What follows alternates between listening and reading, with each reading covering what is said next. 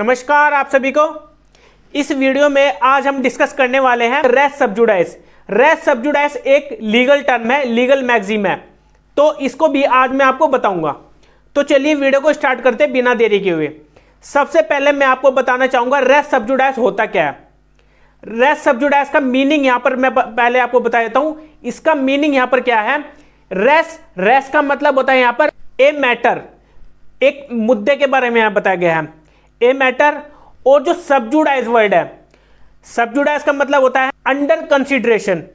मतलब कि इन दोनों को मिक्स करके क्या बन जाता है, ए मैटर अंडर कंसिडरेशन। जो मैटर है, जो मुद्दा है, वो अभी मतलब कि कंसिडरेशन में है, अंडर कंसिडरेशन मतलब कि भी वो पेंडिंग है, तो इसको हम बोलते हैं रेस सब्जुडाइज। अब रेस सब्जुडाइज होता क्या है। रेस सब्जुडाइज का ऑब्जेक्ट मैं आपको बताऊंगा। जो रेस सब्जुडाइज है इसका क्या ऑब्जेक्ट है लाने का।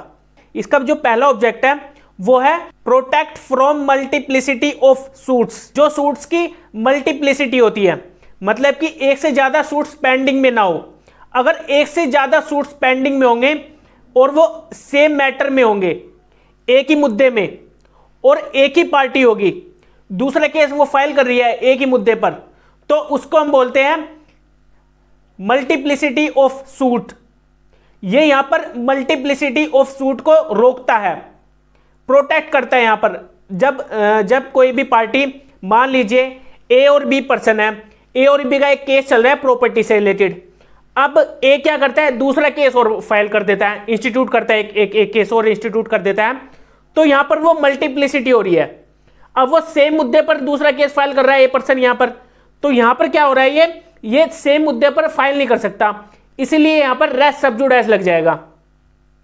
पहला ऑब्जेक्ट ये है रेस सब्जुडाइस का। और जो दूसरा ऑब्जेक्ट है वो है टू प्रिवेंट साइमल्टेनियस ट्रायल्स। जो ट्रायल्स होते हैं, जब केस को इंस्टीट्यूट कर दिया जाता है, जो सूट है, सूट को इंस्टीट्यूट करने के बाद में जब उसका ट्रायल चलता है, उस ट्रायल को रोकने के लिए यहां पर रेस सब्जुडाइस लगा दिया जाएगा।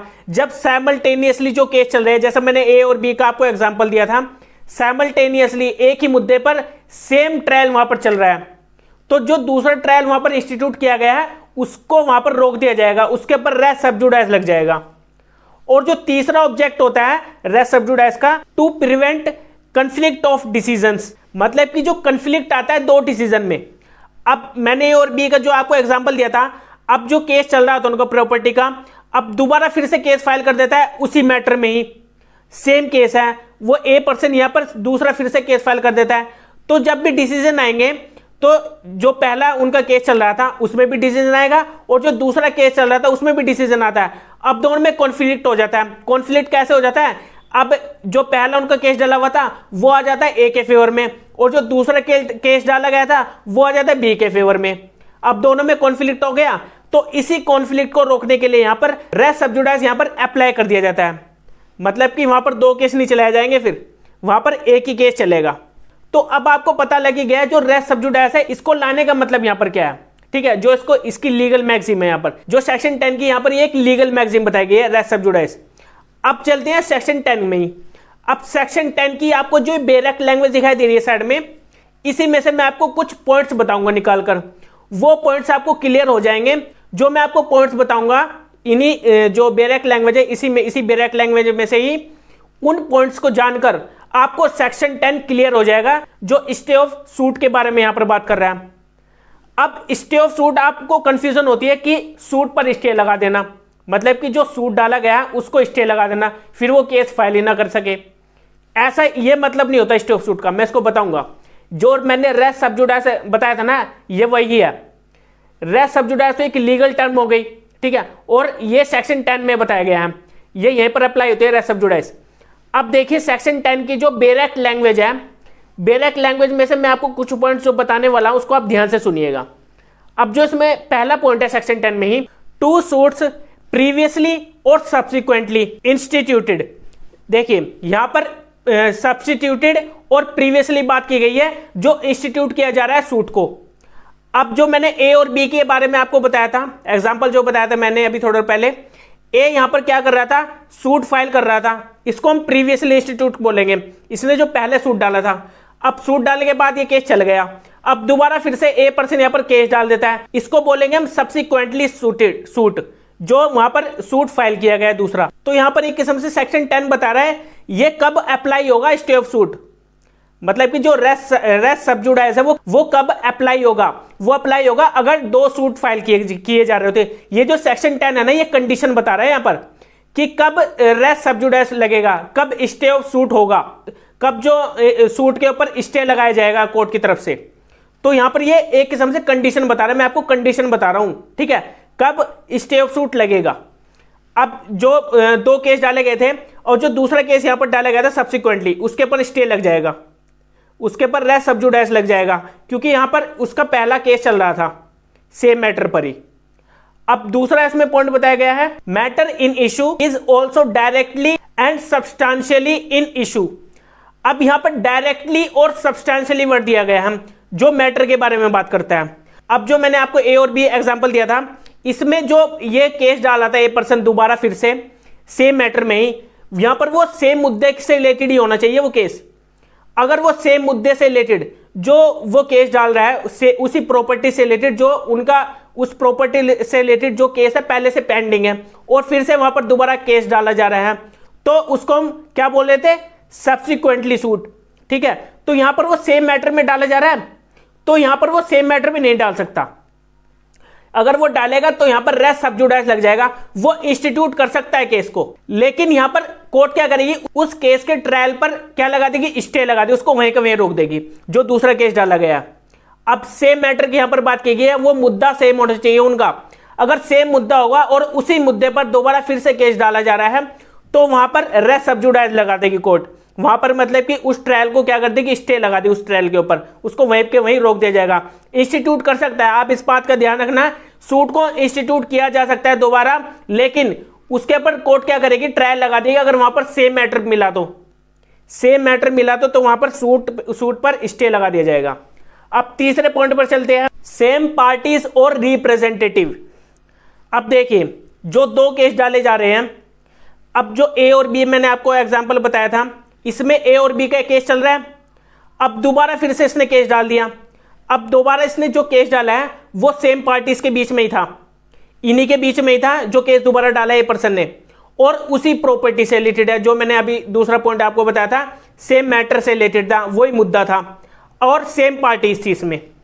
अब सेम पार्टी से रिलेटेड और सेम मैटर में ही वहां पर हम केस नहीं डाल सकते, वहां पर कोर्ट क्या करेगी, उसके ऊपर रेस सब जुडाइज लगा देगी, वहां पर दोबारा से सूट नहीं डाला जा सकता, उसके ऊपर उस ट्रायल के ऊपर क्या लगा देगी, स्टे लगा देगी, उस सूट को वहीं के वहीं रोक दिया जाएगा, रेस सब जुडाइज उसके ऊपर अप्लाई कर दिया जाएगा अगर सेम पार्टीज होगी। और रिप्रेजेंटेटिव की भी इसमें बात की गई है, जो रिप्रेजेंटेटिव होती है जो पार्टीज में से ही निकल कर आते हैं, जो पार्टीज के जैसे सन हो गए, ठीक है, उनके बेटा बेटी हो गए, वो प्रॉपर्टी में राइट क्लेम कर रहे हैं, ठीक है, तो वो रिप्रेजेंटेटिव भी एक सेम पार्टी ही माने जाएंगे वहां पर। अब देखिए यहां पर जो ए और बी थे, यहां पर ए पर्सन ने क्या किया था, फाइल किया था बी पर्सन के ऊपर प्रॉपर्टी से रिलेटेड केस। अब इसका जो रिप्रेजेंटेटिव है, इसका जो बेटा मान लीजिए, इसका जो सन है सी पर्सन, वो सी क्या करता है, बी के ऊपर दोबारा केस डाल देता है उसी प्रॉपर्टी से रिलेटेड सेम मैटर पर ही। तो क्या वो डाल सकता है, नहीं डाल सकता, क्योंकि यहां पर वो रिप्रेजेंटेटिव है, रिप्रेजेंटेटिव यहां पर केस नहीं डाल सकता, रिप्रेजेंटेटिव को भी एक सेम पार्टी ही माना जाएगा, यहां पर कंसीडर किया जाएगा सेम पार्टी, तो वहां पर भी रेस सब जुडाइज लगा दिया जाएगा कोर्ट की तरफ से। ये हो गया हमारा तीसरा पॉइंट। और जो चौथा पॉइंट है इसमें, previous suit must be pending in India और आउटसाइड इंडिया। बट जो आउटसाइड इंडिया है यहां पर देखिए जो यहां पर ये चौथा पॉइंट है, यहां पर ये चौथा पॉइंट यहां पर यही बता रहा है, जो सूट पेंडिंग होना चाहिए वो इंडिया में कहीं पर भी हो, चाहे वो सुप्रीम कोर्ट हो, चाहे वो कॉन्करेंट कोर्ट हो, उसी जुडिक्शन में, उसी डिस्ट्रिक्ट में वही कोर्ट हो, ठीक है, मतलब कि उसी कोर्ट में जिस कोर्ट में पहले से पेंडिंग चल रहा था केस, उसी कोर्ट में फिर से केस डाल दिया, या तो वो हो या फिर किसी अदर स्टेट में केस डाला हो दोबारा फिर से सेम मैटर में ही सेम पार्टीज ने, और या फिर सुप्रीम कोर्ट में केस डाला हो सेम मैटर में ही सेम पार्टीज ने, और या फिर जो आउटसाइड इंडिया डाला हो। अब आप ये सोच रहे होंगे आउटसाइड इंडिया कैसे डाल सकते हैं, आउटसाइड इंडिया पर भी क्या रेस सब जुडाइज अप्लाई होगा, बिल्कुल होगा। अगर जो वो आउटसाइड इंडिया के आउटसाइड में जो कोर्ट है वो सेंट्रल गवर्नमेंट ने एस्टैब्लिश की है, अब मान लीजिए जो अमेरिका है, अमेरिका में इंडिया की सेंट्रल गवर्नमेंट ने वहां पर कोर्ट स्टैब्लिश किया और उस कोर्ट में क्या हम दोबारा फिर से केस डाल सकते हैं उसी सेम मैटर पर और सेम पार्टीज के द्वारा? डाल तो सकते हैं, लेकिन वहां पर रेस सब जुडाइस लगा दिया जाएगा, क्योंकि वो भी वहां पर एक रेस सब जुडाइस कंसिडर किया जाएगा। अगर वहां पर दूसरा केस डाला जा रहा है तो सेम मैटर पर सेम पार्टीज के द्वारा सेम कैपेसिटी में सेम लीगल कैपेसिटी में, तो वहां पर भी रेस सब जुडाइस लगा दिया जाएगा। लेकिन तब नहीं लगाया जाएगा जब वो सूट किसी अदर कंट्री के अंडर हो, मतलब कि जो वो सूट डाला गया है वो किसी अदर कंट्री की कोर्ट में डाला गया है, जो सेंट्रल गवर्नमेंट ने स्टैब्लिश नहीं की, वो उसी कंट्री की गवर्नमेंट ने वहां पर स्टैब्लिश किया उस कोर्ट को, तो वहां पर तब जाकर रेस सब जुडाइस अप्लाई नहीं होगा। जो सेक्शन 10 है स्टे ऑफ सूट का, ये यहां पर अप्लाई नहीं होगा, मतलब कि वहां पर रेस सब जुडाइस अप्लाई नहीं किया जाएगा। वहां पर हम केस फाइल कर सकते हैं सेम मैटर पर, सेम कैपेसिटी में, सेम लीगल कैपेसिटी में, सेम पार्टीज दोबारा फिर से केस फाइल कर सकती है, वहां पर रेस सब जुडाइस नहीं अप्लाई होगा। लेकिन अगर इंडिया में ही किसी भी कोर्ट में डाला गया हो और इंडिया की सेंट्रल गवर्नमेंट ने अगर स्टैब्लिश किया आउटसाइड इंडिया, कोई कोर्ट स्टैब्लिश किया, उसमें कोई पेंडिंग हो, तब जाकर रेस सब जुडाइस लगाया जा सकता है। लेकिन तब नहीं लगाया जाएगा जब अदर कंट्री की गवर्नमेंट के अंडर हो वो कोर्ट, मतलब कि गवर्नमेंट ने वहां पर स्टैब्लिश की हो किसी अदर कंट्री की गवर्नमेंट ने, तो तब जाकर वहां पर रेस सब जुडाइस नहीं लगाया जाएगा। अब चलते हैं फिफ्थ पॉइंट पर। जो फिफ्थ पॉइंट है यहां पर वो ये बता रहा है यहां पर, previous suit is instituted must be competent to grant relief. देखिए ये जो पांचों पॉइंट है यहां पर यही बात कर रहा है, वो कॉम्पिटेंट होनी चाहिए कोर्ट। देखिए जो मैंने आपको प्रीवियसली और सब्सिक्वेंटली वर्ड बताया था पहले पॉइंट में, उसमें जो प्रीवियसली सूट डाला गया था, जो पहले सूट डाला गया था, अगर कोर्ट वहां पर मतलब कि कॉम्पिटेंट है वहां पर वो सूट सुनने के लिए, वो जो सूट चल रहा है वहां पर, तो वहां पर देख लेगी, ठीक है, वो वहां पर केस फिर डाला नहीं जाएगा दूसरी कोर्ट में। अब मान लीजिए जो ए और बी पर्सन थे, यहां पर ए ने क्या करा था, प्रॉपर्टी से रिलेटेड वहां पर सूट फाइल किया था। जो सूट फाइल किया गया था यहां पर बी पर्सन के खिलाफ, ए को मतलब कि जो जिस कोर्ट में पहला सूट डाला था, ठीक है। अब क्या ए पर्सन दूसरी कोर्ट में डाल सकता है? और जो दूसरी कोर्ट में ए पर्सन केस डाल रहा है, वो जो पहले वाला केस चल रहा है, दूसरी जो पहला उसने केस डाला था, उस कोर्ट के पास पावर नहीं है, उस कोर्ट के पास पावर नहीं है उस सूट को सुनने की, लेकिन वो सेम मैटर से रिलेटेड है, तो तब डाल सकता है वो। तब रेस सब जुडाइस अप्लाई नहीं होगा, क्योंकि जो इसने पहले वाला केस डाला हुआ था उस कोर्ट के पास पावर ही नहीं थी उस केस को सुनने की, तो वहां पर उस केस में ए पर्सन दोबारा केस डाल सकता है दूसरे के उसी सेम मैटर पर और उसी सेम पार्टीज के खिलाफ वहां पर केस फाइल कर सकता है। अगर पहले वाली कोर्ट के पास जिसमें पहला केस चल रहा था ए पर्सन का, उसमें अगर उस कोर्ट के पास उसकी पावर नहीं है तो केस फाइल कर सकता है यहां पर। तो ये राइट है यहां पर, तब जाकर यहां पर रेस सब जुडाइस नहीं लगेगा, यहां पर तब सेक्शन 10 अप्लाई नहीं होगा। तो ये बता रहे हैं यहां पर जो पांचों पॉइंट है कंपिटेंट कोर्ट के बारे में। अब जो 6th पॉइंट है यहां पर ये बता रहा है, parties must be litigating under the same title. जो सेम टाइटल की यहां पर बात की गई है 6th पॉइंट में, जो कि सेम कैपेसिटी में डाला गया है। मैंने आपको इसी वीडियो में काफी बार बताया सेम पार्टीज। अब सेम पार्टीज के खिलाफ जो केस डाला जा रहा है और सेम रिप्रेजेंटेटिव, जो मैंने आपको तीसरा पॉइंट बताया था, तीसरे पॉइंट में आप दोबारा से वीडियो देख लेना, उसमें मैंने आपको बताया था रिप्रेजेंटेटिव भी इंक्लूड होंगे। अगर रिप्रेजेंटेटिव भी उसका दोबारा सूट फाइल कर रहा है वहां पर, तो वहां पर उसके पर क्या लग जाएगा, रेस सब जुडाइस लग जाएगा और सेम कैपेसिटी में लगाया जा रहा है। तो ये जितने भी मैंने आपको 6 पॉइंट बताए हैं, ये 6 पॉइंट यहां पर कंडीशन बताते हैं कि किन कंडीशन में रेस सब जुडाइस अप्लाई होगा। सेक्शन 10 में कंडीशन बताई गई है, अगर ये कंडीशन फुलफिल हो रही है तो तब जाकर रेस सब जुडाइस अप्लाई हो जाएगा। तो आज की इस वीडियो में इतना ही था। जो मैंने आपको रेस सब जुडाइस और जो सेक्शन 10 है सिविल प्रोसीजर कोड में, ये आपको क्लियर हो गया होगा। अगर आपको फिर भी नहीं क्लियर हुआ है तो आप मेरे टेलीग्राम चैनल को ज्वाइन कर लीजिए, और अगर आपने मेरे चैनल को सब्सक्राइब नहीं किया तो चैनल को सब्सक्राइब कर लीजिए, जिससे मेरी डेली की नोटिफिकेशन आपको यूट्यूब पर ही मिलती रहे, और मेरे टेलीग्राम चैनल में आपको जो नोटिफिकेशन आती है उस पर भी आपको नोटिफिकेशन मिलती रहे। तो अब हम मिलेंगे अपनी नेक्स्ट वीडियो में, जिसमें हम जानेंगे सेक्शन 11 को। जल्दी मिलेंगे अपनी नेक्स्ट वीडियो में। Okay bye.